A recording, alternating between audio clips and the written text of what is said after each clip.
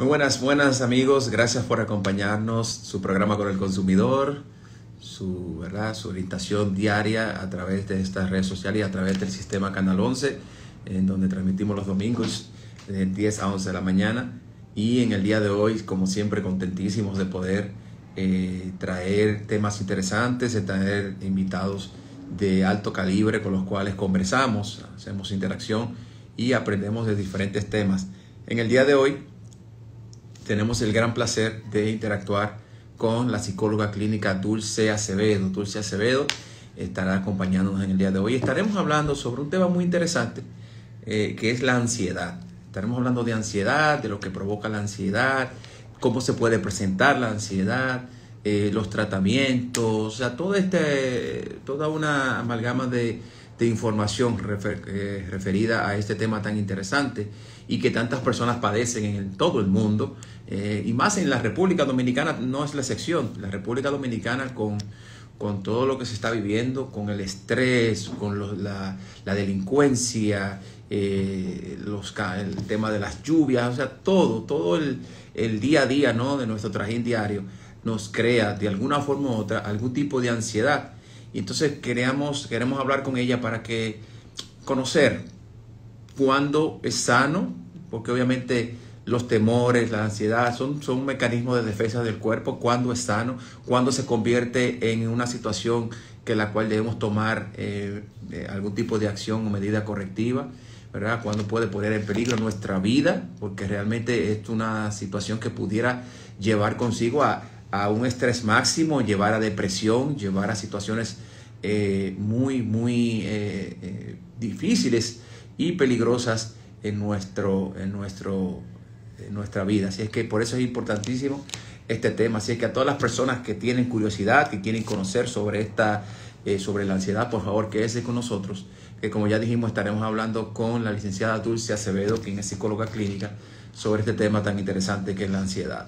Gracias a todos les damos, ¿verdad? Gracias les damos a todos por seguirnos, por apoyarnos, por estar ahí cada día con nosotros en estas interacciones y qué sé yo, de alguna forma u otra aportar con sus preguntas, solamente con su participación en estos live, aportar al éxito de estos. De verdad que muchísimas gracias.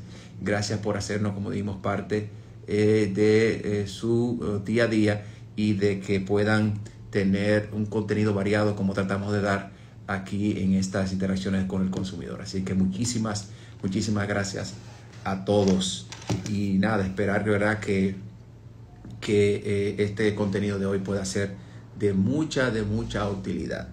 Como dijimos, estaremos hablando sobre el tema de la ansiedad con la licenciada Dulce Acevedo, quien es psicóloga clínica, y ya veo que por aquí se conecta, así que inmediatamente hacemos. Vamos a ver. Buenas, ¿cómo está? ¿Cómo se siente? Muy bien, gracias a Dios. Un placer para mí compartir con ustedes esta noche. Gracias por la invitación. No, igual, y de verdad que gracias por aceptarla y gracias por brindarnos un poquito de sus conocimientos de un tema que yo sé que va a ser de mucho aprendizaje, de mucha utilidad para personas que tienen, por desgracia, padecen de lo que es la ansiedad y lo que esto conlleva, ¿no? Vamos a hablar, Dulce, de verdad que bueno, gracias. Y vamos a hablar sobre ansiedad y nos gustaría que tú nos explicaras qué es esto de ansiedad, y de qué forma se presenta en nosotros. Mire, la ansiedad es considerada, o bueno, se le ha dado un mal concepto a nivel general. La persona entiende que ansiedad es miedo. Cuando tengo temor ante una situación normativa de la vida, pues entiendo que es ansiedad. La persona dice, soy ansioso, pero vamos a ver en qué ámbito eres ansioso, cuál es la situación para entender lo que es la ansiedad. La ansiedad es considerada el miedo intenso, es un sentimiento de temor intenso ante situaciones que no controla el individuo. Cuando nosotros hablamos de ansiedad, estamos hablando que la persona va a tener dentro de todo este temor, este miedo intenso y recurrente, muy importante también saberlo, va a tener síntomas como taquicardia, sudoración, palpitaciones excesivas. Entonces, aquí vemos la persona ansiosa que podemos ver que es o por causas específicas o en algunas ocasiones no lo son. Son miedos a veces irracionales. ¿Sabes qué? Ahora, qué bueno que mencionas eso, porque preparándome para el programa, leía que hay, eh, vamos a decir, sensaciones o sentimientos que tenemos que son normales en nosotros, o sea, y hablan del miedo, hablan de la ansiedad, que son normales, porque son un mecanismo de defensa de alguna forma u otra que tiene el cuerpo para determinar algún tipo de riesgo y que han sido Correctamente. a través de la evolución y de los años, ¿verdad? Hemos tenido que ir adquiriendo algunas fortalezas para situaciones que se nos presentan. Pero Exacto. yo quiero, ¿cuándo es que la ansiedad, en qué momento esa ansiedad que hablamos que es normal, se convierte ya en un problema? Se convierte en un problema cuando es recurrente, cuando ya es por absolutamente todo, no hay una causa específica de esta ansiedad. En cualquier momento presentas estos síntomas de ansiedad, entonces ya tenemos que tener una voz de alarma de que ya pasa a ser algo no normativo en el ser humano. Ok, ¿cuáles serían los síntomas, si se pudiera hablar de síntomas, de que tiene una persona que ya está dentro de una ansiedad que debe preocupar, debe ya buscarse ayuda? El síntoma, bueno, o los síntomas iniciales, Ujú. cuando la persona ya tiene o está en el momento de una crisis de ansiedad, como te mencioné, palpitaciones, sudoración, algunas personas llegan al desmayo sin perder el conocimiento. Entonces, estas personas van a tener en ese momento del ataque de ansiedad estos síntomas. Ahora bien, vemos personas que son recurrentes en lo que es también este temor, a lo que le llamamos el temor, o que todo les causa ansiedad. Pero ¿qué pasa? Que vemos esas personas que le causa ansiedad cosas ilógicas del diario vivir. Ok. ¿Okay? Una cosa es que yo día a día, por ejemplo, tenga muchos afanes de la vida, voy al banco, me estoy moviendo constantemente y de repente el tapón me causa nervios. ¿Por qué? Ujú. Porque tengo que llegar a un lugar y debo hacerlo rápido. Ahí nosotros comenzamos a decir, ay, estoy ansioso. Está No, no ansioso, estoy sí. ansioso, estoy ante un evento que genera entonces en mí todos estos episodios, pero si ya nervios pasa a ser algo recurrente, entonces sí tenemos que buscar esa ayuda para ayudarnos un poquito con relación a la ansiedad. O sea, porque si hay situaciones que te detonan este sentimiento, ¿verdad? O esta situación, ¿verdad? Hay varias redundancias.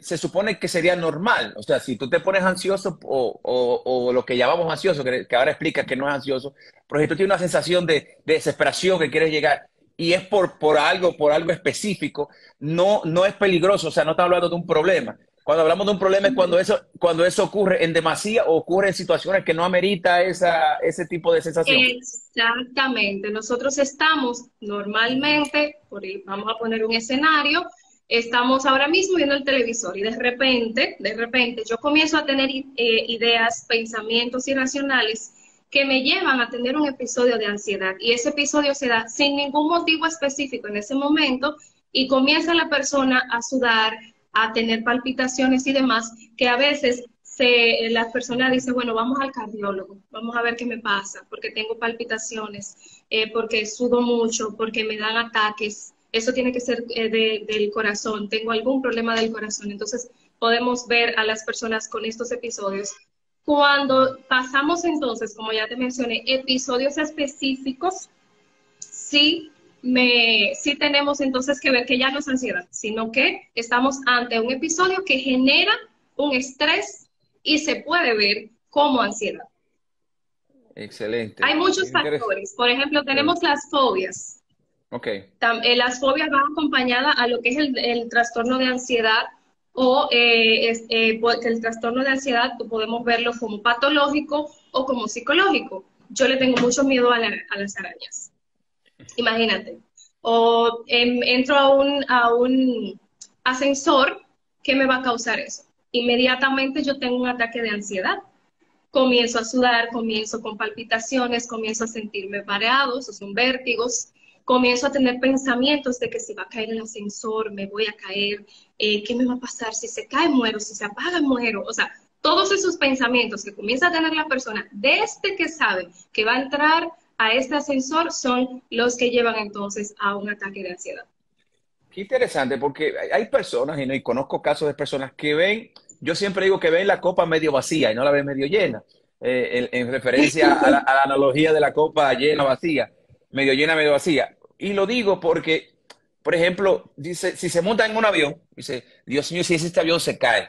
O si, como tú decías, si se monta en un ascensor, Dios mío, si yo me quedo atrás en este ascensor. O si pasa tal cosa. O esperan lo peor de la situación. O sea, hay dos opciones que se pueden dar y tal vez la más remota sea la negativa o sea la peligrosa, pero esa es la primera que le llega. Esto es parte de lo que, según lo que dice, esto es parte también de lo que pudiera catalogarse como ansiedad. Esos temores infundados de alguna forma u otra. Si es prolongado, sí. Ok. O sea, pero el pesimismo de la persona pesimista, la persona que piensa que todo va a salir mal, no tiene que ver esto con ansiedad, más que... No con ansiedad, ya es literalmente pesimismo, como lo lleva, son pensamientos irracionales de la persona, pero no que lo llevan a ansiedad como tal. Okay. Si vemos que pensamientos de pesimismo lo llevan a ansiedad, hay que ver los casos, ¿no? En los que se ve, pero no específicamente. Sí. Tú sabes que hay otro tema que dentro de relacionado con la ansiedad, mucha gente habla, por ejemplo, del tema de desórdenes alimenticios, de alimentación, ¿no? Que hablan de que comen mucho, que la obesidad mía es porque tengo mucha ansiedad. Hay muchas personas que van a los endocrinólogos, yo necesito una pastilla que me quite esta ansiedad de comer. ¿Realmente existe una ansiedad que haga, o un tipo de ansiedad que haga que una persona coma más de la cuenta o que tenga acciones, actitudes que necesariamente pueden hacer dañinas para esta persona, como en referencia a esta, u otras como comerse las uñas, como hacer otro tipo de situaciones que pudieran presentarse? Sí, tenemos muchos trastornos asociados a lo que es la alimentación. Ya va. Mira, estoy desde el live de mi Instagram, Sí. recomendado por Aini. Te manda saludo, Aini. Mi amiga Aini, un abrazo. Así es. Ya va. Déjame saludar por aquí para que los que están conectados. A ver.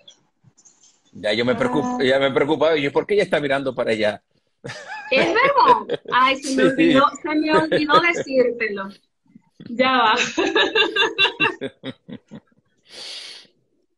Mira, tenemos, por ejemplo, la anorexia dentro de los trastornos que puede ir la persona a un endocrinólogo porque no quiere comer, quiere evitar comer por estar gordo. ¿Okay? ¿Qué pasa? Que esto entra dentro de los trastornos de ansiedad porque son, lógicamente, pensamientos de estoy gordo, no puedo comer, debo dejar de comer, debo bajar de peso, se ven en el espejo totalmente gordos. Entonces ya esto pasa a ser un trastorno que debe ser guiado de psicología y de psiquiatría para poderlo manejar. Más que de endocrinólogo, tenemos que pasar a estas dos ayudas para poder ayudar al paciente a controlar estos trastornos. Igual que, por ejemplo, el tema de que comerse las uñas, hay personas que hasta se agarran el pelo, hay personas que empiezan a tener algunos tics, algunas cosas. Esto también sí, se hace combinado. Todos son trastornos, sí, correctamente, de ansiedad, que la persona comienza dentro de todas las problemáticas que tenga, un mecanismo de defensa, o entiendo que está correcto, entonces comienzo a tener acciones como comerme las uñas, porque es la parte que me da tranquilidad en este momento de ansiedad intensa. Y las personas llegan incluso a lacerarse las uñas por el tema de comerla en exceso. El paciente no conoce ni sabe de límites cuando está dentro de un trastorno de ansiedad. Entonces ahí entraría también el tema del alimento de comer, o sea, la ansiedad le cogió con comer, o sea, realmente entonces es real que una persona que sufre de ansiedad pudiera tener deseos de comer, quitarse eso que tú dices, buscar ese refugio, lo puede buscar en la comida. Exactamente. Mira, el ser humano para refugiarse dentro de todas sus problemáticas busca mecanismos de defensa que no siempre van a ser correctos. Mira, qué interesante. Y entonces esta paciente o este paciente, cuando se presentan donde ya sea usted psicólogo o donde psiquiatra, estas pruebas determinan la gravedad, o sea, hay unos niveles de gravedad de la ansiedad, o sea, hay diferentes niveles. ¿Cómo se mide? ¿O es solamente una ansiedad que tenemos? ¿Hay varias o se determina con las pruebas el tipo de ansiedad que tiene? Se determina el tipo. El Sí. nivel ya lo vamos a ver inmediatamente, cómo es el nivel en esta ansiedad. O sea que el tipo sí se determina, y cuando tenemos el tipo de ansiedad más el tiempo que tenemos dentro de este cuadro de ansiedad, entonces se lleva un tratamiento o se lleva a control. Ok. Y porque tú hablabas al inicio de que la gente confunde ansiedad con miedo. Y no Sí, necesariamente una persona que sea ansiosa no quiere decir que tenga miedo a algo. Y viceversa, una persona que tenga miedo tal vez no necesariamente tenga ansiedad. exacto. ¿Cuál sería si pudiéramos diferenciar, cuál sería la diferencias así más básicas que hay entre ambas? Porque, por ejemplo, yo leía y decía, bueno, mucha de la ansiedad la relacionan con temores. Por ejemplo, que la Sí, agorafobia, que el vértigo, que el tema de espacios cerrados, ¿verdad? De claustrofobia. Son fobias, son miedos y están relacionadas con ansiedad. Entonces, exactamente. me gustaría que tú nos explicaras esa división. Ahí tú acabas de darle respuesta básicamente, fobias, ansiedad. Hablamos de un miedo intenso e incontrolable y sobre todo irracional, que perdura o persiste en el tiempo. ¿Ok? Cuando Ya. nosotros hablamos de que miedo, ay, le tengo miedo a las cucarachas, pero miedo no es fobia o no me causa ansiedad la cucaracha. No la puedo ver lógicamente porque entiendo que la cucaracha es sucia, si me cae arriba me puede la parte dañarse. Miedo a algo, ay, tengo miedo a caerme, más bien no me da esa ansiedad ni es una fobia.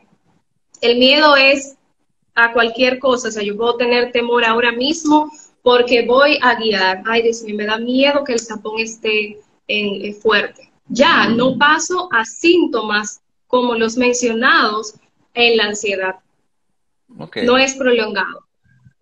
Hay personas que hablan, por ejemplo, de que tienen ansiedad cuando tienen que hablar delante de personas, lo que llamaban la fobia social, la ansiedad social, La que fobia social. esta... Yo soy profesor y siempre con los estudiantes me hablan de, ay, profesor, yo tengo miedo escénico o tengo fobia a hablar delante de la gente. Y yo les decía, mira, y yo a esas personas hacía una prueba, decía, vamos a hacer algo, párate delante, yo la ponía frente a los demás y empezaba a hacer preguntas sobre temas personales. Por ejemplo, ¿cuál es tu Ok, nombre? ¿Dónde vives?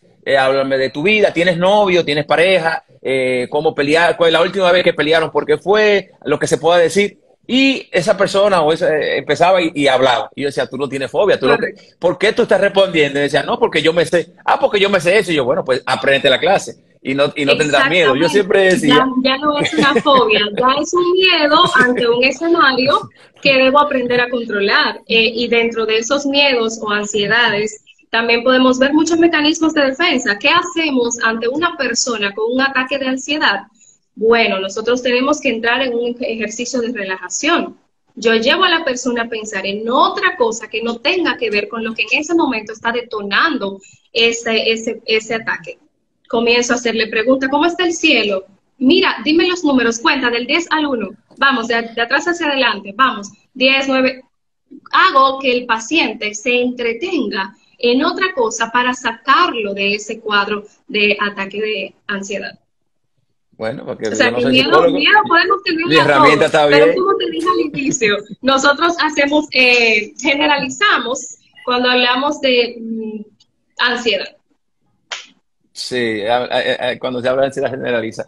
Ok, ¿qué se busca entonces con el tratamiento? Y vamos a hablar de la parte psicológica, porque sabemos que la psiquiátrica ya se habla de medicación, ya se habla de tratamientos, Correctamente. ¿verdad? ¿Qué buscamos cuando hablamos de psicología en el tratamiento para la ansiedad? Mira, ¿O qué en la hacemos? Pues sí, psicología, sí. exacto, buscamos que la psicoterapia, muy utilizada para estos pacientes, buscamos que concientizar al paciente dentro del cuadro que ya tiene. Acompañamos, lógicamente, para que dentro de ya los medicamentos o fármacos que utiliza, entonces nosotros poder entrar en la ayuda y aceptación. Cuando el paciente entra en un estado de relajación, entonces podemos nosotros ayudarlo de una forma más directa con relación a al psicoanálisis, para poder entonces conseguir. Esto no es una mejora inmediata, esto se toma su tiempo. El paciente va, según las sesiones, no sabemos tampoco el número de sesiones que llevaría el paciente específicamente, pero vamos a buscar la mejoría del paciente dentro de la problemática que tiene. Llevamos al paciente a conocer su problemática, a saber cómo poder y darle herramientas que él pueda utilizar en momentos de estos ataques para que él pueda entonces comenzar a controlar sus niveles de ansiedad. Ok, o sea que es un tema, no es un tema tan sencillo, o sea, me refiero, No, es un proceso, ¿no? Es un proceso que es un conlleva proceso. tiempo. Sí. Tiempo Y es y una de las mucho cosas de apoyo los temores del que, paciente y sus familiares como tal. y eso es uno de los temores que tienen los profesionales de la psicología como tú, con respecto a este tipo a todas las situaciones que se presentan, porque siempre son temas que conllevan tiempo, ¿no? Y la gente a veces, nosotros vivimos, y más en estos tiempos, que vivimos una sociedad, en unos tiempos de microondas, que queremos soluciones rápidas, ¿verdad? En 30 segundos, como en 30 segundos está resuelto. Son temas que hay que llevarle, conllevan una entrega y una participación de eso. Por eso la parte importante que yo he escuchado en todos los problemas que existen dentro de la psicología y la psiquiatría es que la parte más importante del paciente es que debe admitir que tiene un problema. Si no lo admite, Correcto. es más difícil atenderlo. Entonces, Así es. ¿cómo? Porque yo te aseguro o estoy casi seguro que hay pacientes que han llegado a donde ti porque han sido llevados por otras personas. Sí. Y no necesariamente que el paciente fue por su propia decisión. ¿Cómo abordar eso? Y no solamente con la ansiedad, cualquier otro tema que tú trabajes, ¿cómo tú abordas a este paciente que fue llevado por la esposa, por el novio, por la novia, por el amigo, por la mamá, por el familiar, que tal vez entiende que no tiene un problema, aunque los demás sí lo ven? ¿Cómo tú lo abordas para que esa persona entienda y se involucre y participe de esta situación?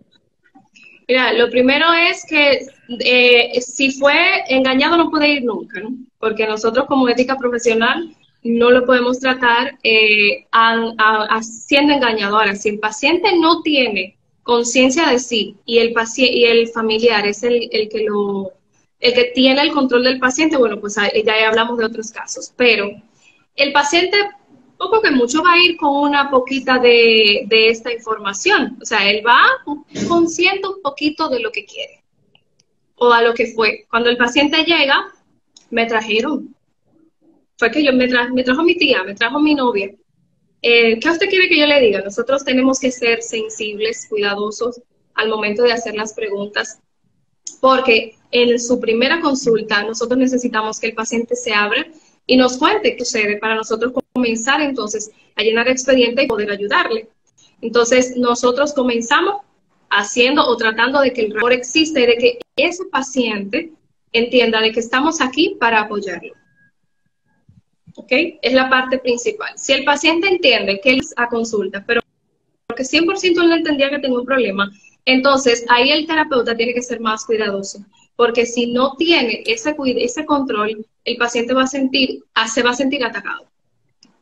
Nosotros entonces lo abordamos preguntándole la bienvenida, cómo está, cuénteme por qué viene, me contaron, si en caso de que nos tenga el permiso de que nos contaron, ¿verdad? Dentro de los documentos de confidencialidad, vienes por una problemática, ¿qué sucede? ¿Me quieres contar? Esa es la pregunta, yo personalmente la hago de inicio porque el paciente abre sus emociones. El paciente comienza a hablar de la forma en que él se siente cómodo para contarme su problemática que todavía no está entendiendo que la tiene. Entonces, dentro de las sesiones, vamos llevándolo a conocer y poco a poco él va aceptando que tiene un problema. Ya.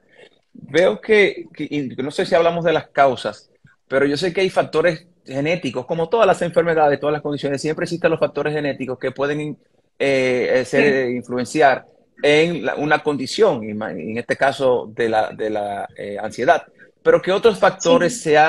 se han vinculado, qué otras causas se han vinculado con la ansiedad y que puedan ser detonantes en el tiempo?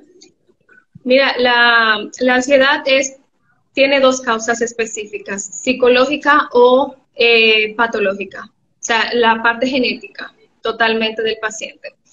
Cuando hablamos de la parte psicológica, pueden venir episodios, por lo cual yo comienzo a hacer o a tener esta ansiedad hacia una que otra situación. La persona con, por ejemplo, con miedo o fobia, que comienzan a tener fobias a los insectos o a los ascensores, vemos que es después de episodios, por eso hablamos de psicológicos. Entonces comienza a ser o a entrar dentro de un cuadro de estrés postraumático que se puede prolongar en el tiempo en una ansiedad. Cuando no es controlado este estrés, entonces puede llevarlo a ansiedad. Y aquí es donde vemos que el paciente ve irracionalmente todo lo que pasé anteriormente, ya psicológicamente me destroza inmediatamente y yo comienzo a tener estos episodios de ansiedad. O sea bueno, hay factores genéticos y factores también que detonan. Yo leía también que hay enfermedades que pudieran también debutar o ser que la persona hablaba de temas cardíacos, ese tipo de cosas. Existe ya, y tú hablabas de la parte física o fisiológica, ahí entrarían también las enfermedades que pudieran causar esto, ¿no? Sí, pero tendríamos que ver, descartar para nosotros conocer estas enfermedades a fondo que causan la ansiedad. Porque a veces es como te dije al inicio, nosotros vemos taquicardias y entendemos que tenemos problemas cardíacos, pero estamos ante un ataque de ansiedad. No es un problema cardíaco, es un problema que ya no va a ser patológico como tal, sino Ya. psicológico. El tema yo hablaba el otro día con una neuróloga, el lunes, hablaba con una neuróloga, y Ujú. hablábamos acerca de situaciones que se viven, que hablábamos del cerebro y del funcionamiento del cerebro, y unas cosas que hablábamos era que hay partes del cerebro, es tan inteligente que tiene áreas Sí, totalmente. como archivo muerto, ¿no? Un archivo muerto, y es un poco Así es. para las cosas, los recuerdos negativos, las cosas que nos pudieron traumar, que nos pudieron afectar, para protegernos a nosotros, la guarda ahí. Pero tiene Correcto. sí, hay situaciones que pueden y hay situaciones que se presentan. Por ejemplo, el niño que fue abusado o que tuvo un trauma pequeño, que sus padres no lo trataban bien, lo que sea. Ese niño tal vez Sí. en su crianza no se nota, pero cuando llega a la adolescencia, llega a la adultez, ese archivo muerto sale y ahí entra el tema de la depresión, ahí el tema, hablamos de la ansiedad también. Y por eso también quise tratar del tema, porque ella decía, ahí salen todas estas situaciones que muchas veces los psicólogos tienen que hacer un trabajo muy fuerte para determinar qué es, porque el mismo paciente no reconoce haber tenido ese trauma porque el cerebro lo Claro, guardó. porque lo guardó y porque fue algo traumático e inmediatamente él se defiende y lo olvida, lo hace como que no pasó nunca. ¿Y cómo retoma? Y, Y por qué retoma esto? O sea, ¿por qué por qué sacar, desempolvar esa situación? Si, no sé si ustedes eso lo manejan ustedes, pero ¿qué cosas hacen que se desempolven estas situaciones que son las detonantes de estas depresiones y de la ansiedad? mira, a veces se hace un enfrentamiento en el momento de la consulta. El paciente va por una problemática, nos está contando, nos va diciendo qué le sucede y sin darse cuenta, él comienza a recordar y le va diciendo, mire, la consulta pasada yo me quedé pensando y yo hablé también de eso que pensé con mi mamá. Yo pasé por una situación en mi niñez, yo no lo recordaba, pero como estábamos hablando del tema de mi niñez, lo recordé. ¿Qué sucede cuando el paciente entonces recuerda todo esto de su infancia? Una violación o que fue maltratado o que se tuvo un episodio que con una culebra, para ponerlo, ¿no? Él comienza a tener un enfrentamiento que no en todos los momentos va a ser bueno. Cuando el cerebro trae toda esa información, tenemos que ver cómo impacta esto al paciente. En el momento de yo recordar algo que yo lo había olvidado porque me podía causar daño, mi cerebro automáticamente borró, pero yo lo traje nuevamente. A veces hay recuerdos que es mejor dejarlos en el olvido. Wow. Y con relación a lo que es la ansiedad, quien trabaja directamente con todo esto que nosotros vemos dentro de la ansiedad es el sistema nervioso parasimpático. Las neuronas conectan y nos ayudan a salivar, nos ayudan con la palpitación, nos ayudan con la pupila, el tamaño, agrandar más pequeño de la pupila, el respirar, cuando la persona comienza a respirar, no se le falta el aire, es porque este sistema comienza a trabajar de forma no adecuada. Yeah. Sabes que con el tema de las fobias, y ahora tú mencionabas la culebra, yo tengo un amigo que no solamente que le tiene miedo a la fobia a las culebras, es que ni siquiera el nombre, la palabra culebra, tú no la puedes decir. O sea, es una persona que ni siquiera en fotos, que no la puede ver en nada. Es un miedo, de verdad, es un pavor que le tiene. Es una ansiedad. Es una ansiedad. Y tanto así que un día fuimos al zoológico y había le dijeron, mira, por allá están las serpientes. Y el hecho de que él, el serpentario zoológico está en un área aparte y se están por allá. Y el pasar por ahí se mareó. O sea, se mareó que pensábamos que iba a pasar por ahí. Que tenía que pasar por el él comenzó a sudar desde que ibas pensando que llegaba. Comenzó a sudar, comenzó a palpitar. Llegando, me imagino que fue un poco más fuerte. Sí, no, y solamente, pero no se veía, o sea, están allá. Solamente que están allá. Es como que tú digas, pase por la 27 y digas, mira, adelante tú vas a encontrar Plaza Central. Y bueno, Plaza Central está ahí, pero tú no entraste, tal vez, ni siquiera eso, porque él no la vio, ni siquiera la iba a ver. Entonces, ¿cómo se trabaja con esto? Porque estas son fobias. Yo le preguntaba, pero ¿por qué tú le tienes miedo a la culebra? ¿Te mordió una culebra o algo? Dice, no. Dice, no, que en mi familia todo el mundo le tiene miedo a la culebra. Entonces hay un factor, puede ser genético, pero también un factor de cosas aprendidas. O sea, si mi mamá le tenía miedo... Exactamente. Si ya él te dijo que todas las personas en su familia le tienen miedo, desde su niñez, todo el mundo decía, le tengo miedo a las culebras, no me la acerque, no me gusta. Ya es una conducta aprendida. Pero no es más fácil tratar esas fobias que muchas veces cuando uno ya entrando a la adultez. Por ejemplo, yo de pequeño, los ratones, yo era con los ratones, y a mí, porque a mi mamá no le gustan los ratones, no, o sea, no quiere saber de los ratones, y yo decía, no, los ratones, yo no quiero. Pero un día yo me encontré con un ratoncito y como que me iba a mandar, y yo, ven acá, pero ¿qué va a pasar? O sea, yo mismo como que dije, pero ¿qué me va a pasar? O sea, al contrario, busqué un palo y yo mismo acabé con el ratón. O sea, y ya a partir del momento yo mismo como que adquirí esa, vamos a decir, ese reconocimiento de que era absurdo lo que yo estaba teniendo. Entonces, hablamos un poquito de esa parte. ¿Por qué esas fobias, cómo se pueden controlar y si eso se da de que una gente admita o reconozca que hay un problema y él mismo se cure, como me pasó a mí? Mira, de que él mismo se cure va a ser un poco difícil, si supieras. Porque ya es algo que él aprendió. Es miedo y es fobia. Al menos de que él, acompañado, entienda que necesita ayuda, va a ser difícil que él la busque solo, porque ya él lo aprendió así y así se va a quedar. Hay una parte muy buena que es la lógica. Nosotros, cuando comenzamos a dar terapia cognitivo-conductual, por ejemplo, llevamos al paciente a entender cuál es la lógica de todo lo que está a tu alrededor. ¿Qué hace la culebra?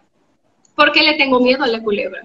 Entro en unos conceptos de todas estas partes. ¿Qué te hizo a ti la culebra?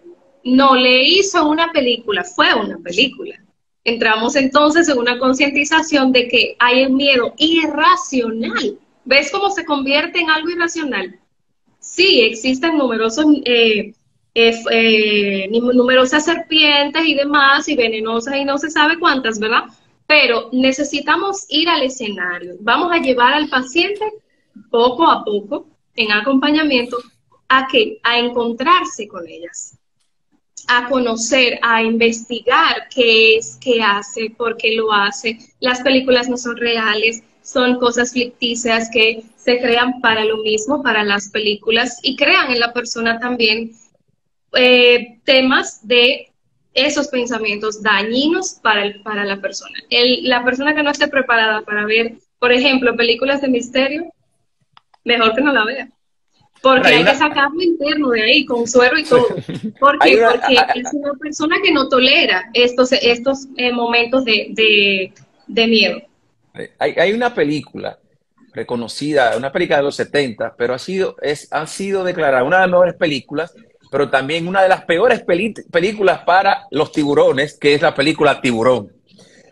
Y se toma de ejemplo de cómo la ficción le ha hecho daño y ha creado una fobia a un tiburón. Claro, tiburones son peligrosos, los tiburones obviamente pero hay más muertes por mosquitos, hay más muertes sí. por rayos, hay más muertes por muchísimas otras cosas que las muertes que hay por tiburón. O sea, cuando una gente se muere por un tiburón sale en el periódico.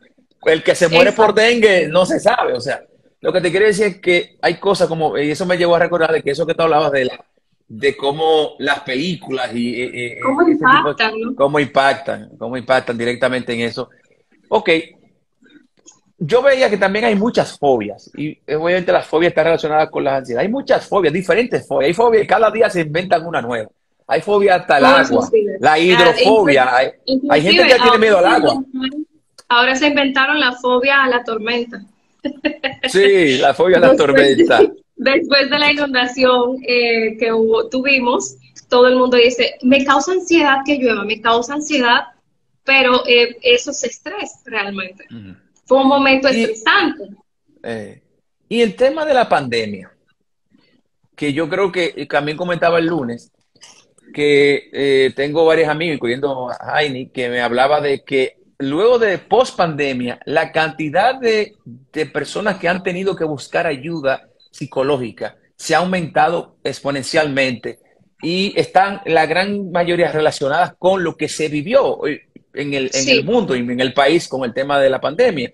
Y la ansiedad, porque era el temor de morir con una enfermedad que desconocíamos, y también el tema de la cuarentena, de estar en nuestras casas y ese tipo de cosas. Háblame de para la experiencia tuya con respecto a eso. El tema de la pandemia, ¿te han llegado más casos? ¿Hay más ansiedad? ¿La gente estuvo más ansiosa post pandemia que anteriormente? Realmente así fue. Acuérdate que pandemia fue lo que detonó bastantes problemáticas que muchas personas ni siquiera sabían que tenían. Y sí, después de pandemia los números de consulta aumentaron. Ansiedad, porque el miedo, y no vamos a llamarle quizás una ansiedad, sino estrés, era lo que más generaba. ¿Por qué? Porque ya no era algo irracional, era algo verdadero, que si me daba COVID y yo tenía problemas de hígado, ya yo podía ser un paciente posiblemente internado y que no se sabía si llegaba o no a mi casa. Entonces, esto causaba mucho estrés en las personas. Las personas que estaban en sus hogares, que no tenían trabajo, no tenían ingresos, esto causó no ansiedad, esto causó estrés. Y es un estrés postraumático, o sea, es un trauma que me está generando todo este proceso y entonces mi cuerpo tiene que defenderse. ¿Cómo lo hace? Estresándose. Porque dentro de todo esto son emociones. El cuerpo reacciona a través de las emociones. Sí, o sea que si la pandemia fue un detonante. Y yo supongo también que ahora con el tema de yo el otro día, yo estoy en un grupo familiar de WhatsApp y veo que mi mamá, que una tía, que empiezan a subir videos de atracos y ya tienen varios días de atracos, de asaltos y de tipo de cosas. Y yo mismo le decía, óyeme, yo mando un mensaje de, vamos a dejar de enviar estos mensajes aquí, vamos a hablar de cosas de familia positivas porque esto le aumenta el estrés, porque ya estamos bombardeados por las redes sociales, que un Instagram, que un Twitter, que un periódico, que esto y lo otro, y entonces también la familia con el temor. Entonces, obviamente no hay que estar con una venda, pero yo entiendo como que es aumentar más la ansiedad de lo que ya vivimos. Sí.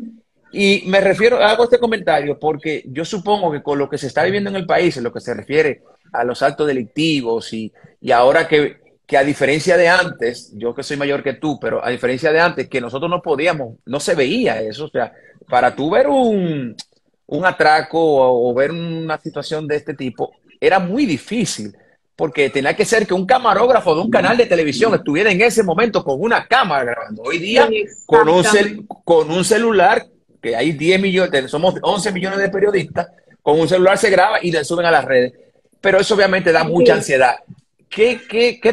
¿Cuál es tu parecer con respecto a esta situación y a ese estrés que está causando esa masificación de estos videos y este acceso tan fácil que tenemos a ver situaciones que nos causan estrés?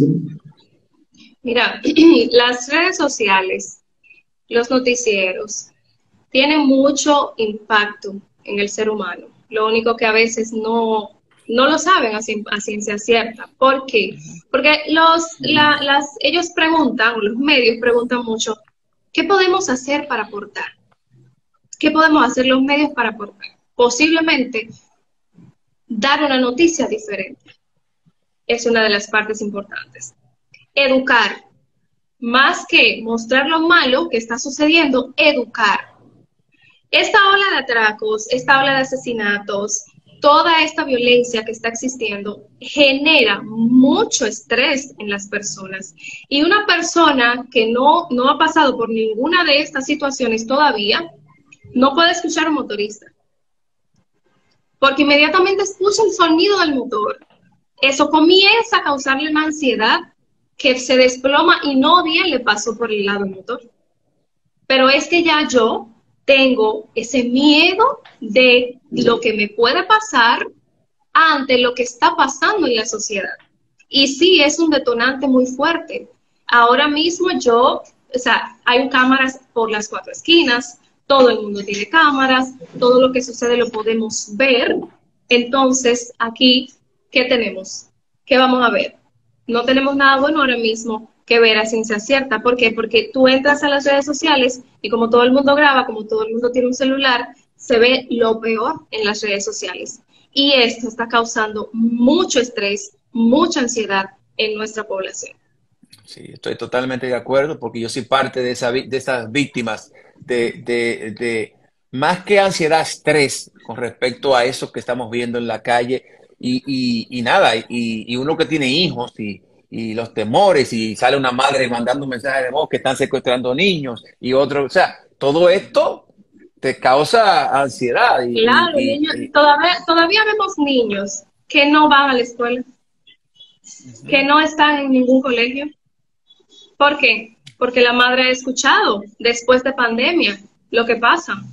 Se me va a enfermar, no puedo llevarlo. Le causa eso a la madre mucha ansiedad, que inmediatamente el niño va a la escuela, ella no lo va a dejar, porque ella va a comenzar a sudar, ella va a comenzar a tener esos pensamientos irracionales, va a llegar con gripe, y si llega tosiendo, me voy a morir porque eso es COVID. O sea, ese pensamiento no permite que el niño tenga un desarrollo adecuado.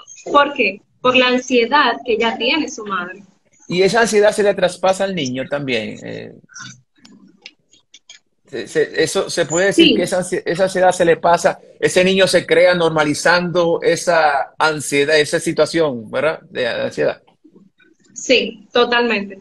El niño es una esponja, él absorbe todo lo que tiene a su alrededor, él conoce todo, entonces comienza a crear, porque esto de que yo le comunico al niño, el COVID mata, el COVID, tú no puedes acercarte a las personas, porque si la persona te habla, te vas a morir de COVID. Entonces esto comienza a crear en el niño un miedo intenso, comenzamos entonces a ver este niño ansioso que no deja que nadie se le acerque.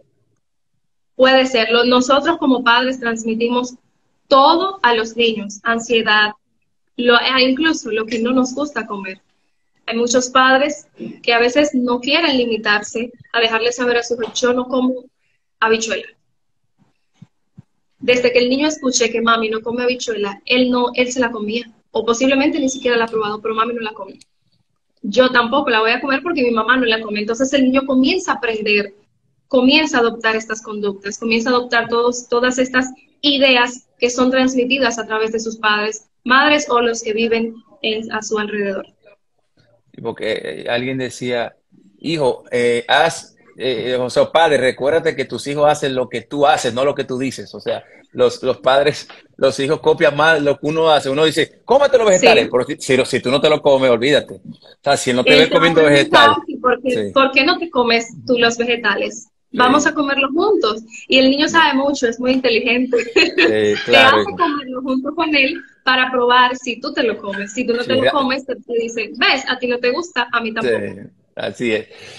Licenciada, con esta parte, pues ya estos minutos que nos quedan, hablar entonces de pronóstico de la ansiedad. O sea, ¿se cura la ansiedad? ¿Se puede hablar de una persona curada que ya no es ansiosa o una persona que va a tener que tener tratamiento para ansiedad por siempre? Se controla. Se controla. Podemos controlarla, aprender a manejarla y tener menos niveles de ansiedad.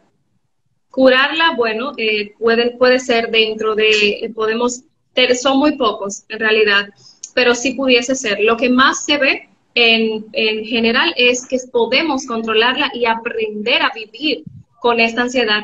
Y ahí entramos en que se cura. Aprendemos a vivir con ella. De una forma más sana, que no me crea a mí ningún malestar. Aprender a vivir con ella. ¿Qué significa esto entonces? Que sabemos que la tenemos y sabemos controlarla cuando empezamos a tener los síntomas, ya sabemos cómo reaccionar ante ellos. Ya yo sé cómo reaccionar. Ya yo cuando comienzo a ponerme nerviosa y me sudan las manos, comienzo a respirar y hago ejercicio porque ya yo sé que debo hacerlo. Estoy entrando en mi ataque de ansiedad y yo comienzo a hacer mis ejercicios para controlarlo. O tomo a alguien que esté a mi lado y le digo, ayúdame a contar, háblame de algo diferente a lo que está pasando ahora. Pero ya yo tengo todos estos mecanismos de defensa, ya yo adopté y conozco las formas de defenderme ante estos ataques. Eso me acuerda en un viaje que yo hice a Miami, y hay una señora que se montaba por primera vez en un avión y el vuelo completo yo tuve casi que agarrarle la mano, o sea, ir con ella porque ella decía, Dios mío, tenía una ansiedad y explicarle y hablarle de otra cosa o hablarle de la situación, mire, esto es normal, el avión suena así cuando va a aterrizar, el avión suena así cuando va, o sea, ir como normalizándole todos los procesos, mira, va a venir la azafata ahora y va a pedir esto, el cinturón. Y ella al final me dio mucho las gracias porque es que yo la calmé. Y eso me recuerda mucho ese comentario que hacías de que, bueno, de que hay una relación directa con eso, con este apoyo y con ese tal vez reconocimiento de qué cosas decir o hacer en el momento de una ansiedad, ¿no? De un ataque de ansiedad. Correctamente. Hay miedo también a volar, no es ansiedad como tal. A veces solamente es miedo a volar, miedo a las alturas. Me causa esto que genera ese malestar intenso en mí, pero lo puedo controlar. ¿Cómo lo hago? Ni siquiera con un fármaco, porque pacientes que entran en niveles de ansiedad muy altos no se van a controlar solamente con ejercicios, si no son acompañados de fármacos.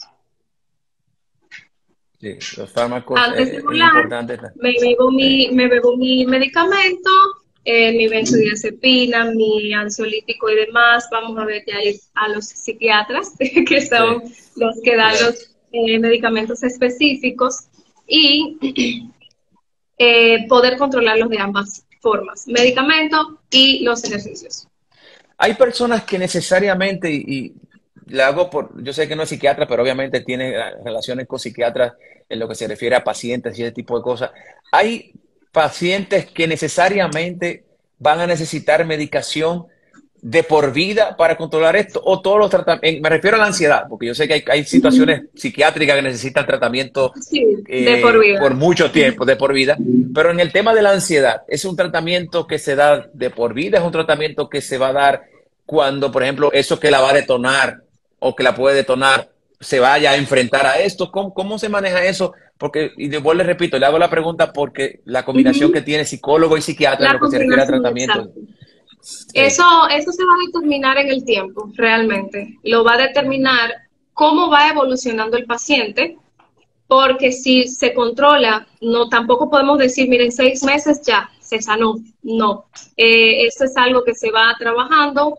El psiquiatra, entonces, mirando el manejo, la mejora del paciente, reduce, puede que vaya reduciendo medicamentos o como que pueda cambiarlos o ponerlos más fuerte, mayor dosis. Tenemos que ver el escenario, pero de saber si lo va a utilizar por vida, tenemos que ver primero, enfrentarnos a los casos, comenzar a tratarlos, y hay pacientes que sí han utilizado medicamentos de por vida. Yo tengo un gran amigo que es psiquiatra y él me hablaba acerca de esto, ahora que hablo de relación psicólogo-psiquiatra. Y él me decía, mira, nosotros hacemos un equipo, los psicólogos y los psiquiatras, pero hay situaciones en que necesariamente hay que medicar y luego llevarlo al psicólogo, porque los niveles son tan altos de lo que tal vez le afecta a ese paciente, ya sea ansiedad, ya sea lo que sea, y es tan exacerbado esta sensación que hay que controlarlos para luego poder ser visto por un psicólogo. Y eso me pareció interesante porque realmente hay situaciones que es combinada, pero hay otras que necesariamente la medicación debe ser primero y luego que se regularice, supongo, debe ir a un psicólogo. Así mismo, nosotros tenemos que ser conscientes cuál es mi caso y cuál no es mi caso. ¿Cuál es el caso que necesita prioridad de un psiquiatra? Pero ¿cuál es el que puedo manejar yo como psicólogo directamente?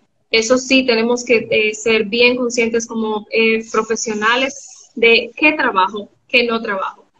Si el paciente está en crisis y no se puede controlar con psicoterapia o con un manejo inmediato de un psicólogo, y vemos que el paciente sigue su cuadro de ansiedad, porque yo como psicólogo quisiera seguir intentando calmarlo sin medicamentos cuando él sí lo requiere. O sea que ahí tenemos que ser realmente, aceptar la parte que nos toca. O le toca al psiquiatra, lo llevamos a una emergencia, medicamos, podemos acompañar. Nosotros podemos ver a una persona en la calle con un ataque de ansiedad, un ataque de pánico, que si nosotros podemos abordar y no controlamos, yo, por ejemplo, me encuentro una persona, si la controlo, perfecto. La dejo allí y comienzo a manejar a la persona. Pero si no, lo primero que yo voy a hacer es llamar al 911 para destinar, o en caso lo que se pueda, con el medio que se pueda, destinar a esa persona a que sea medicado para relajarlo. Sí. Por eso digo, tenemos que ser conscientes nosotros mismos.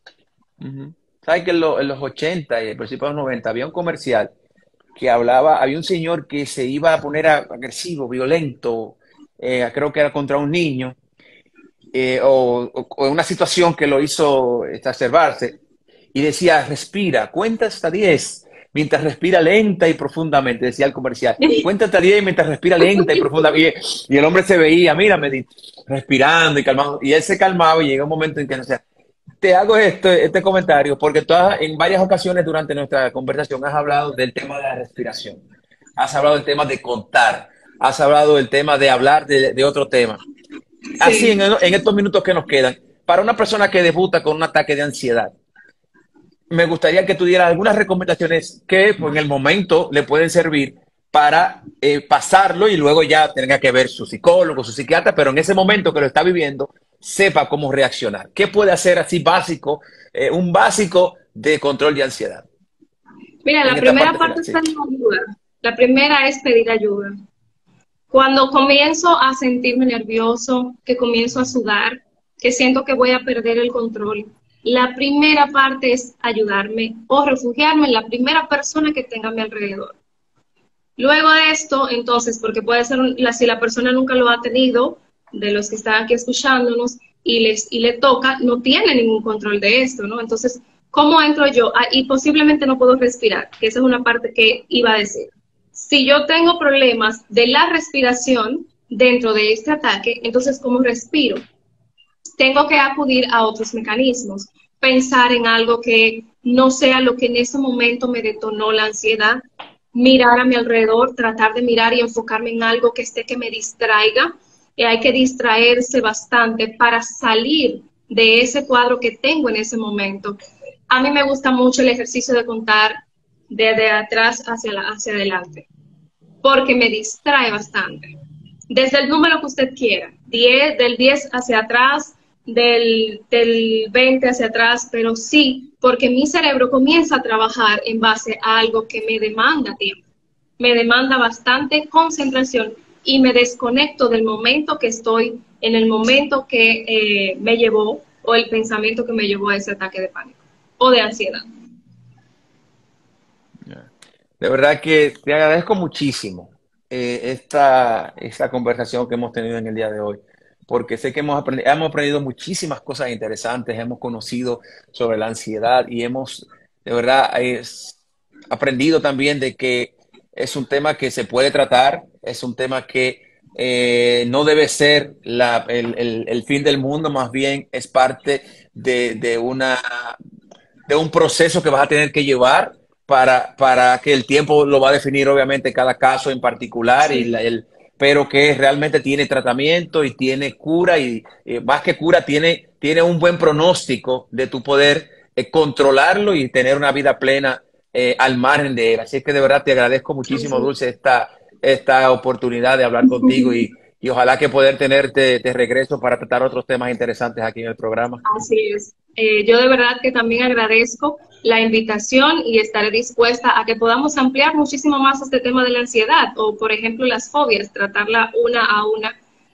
Por ejemplo, tomar unas Sí, cuantas, porque son muchas y el tema de la son ansiedad muchas, es un sí. tema muy amplio. Es un tema de mucha Sí. educación y que va a ayudar a muchas personas. Yo sé que sí. Muchísimas gracias por la invitación y a todos los que estuvieron aquí presentes también muchísimas gracias. Una ñapa, Dulce, una ñapa para tenerlo en cuenta. ¿Cuál es la, la fobia más común? Ahora que tú mencionaste que son muchas. Mira, hay muchas, No hay, muchas, no hay pero una más común.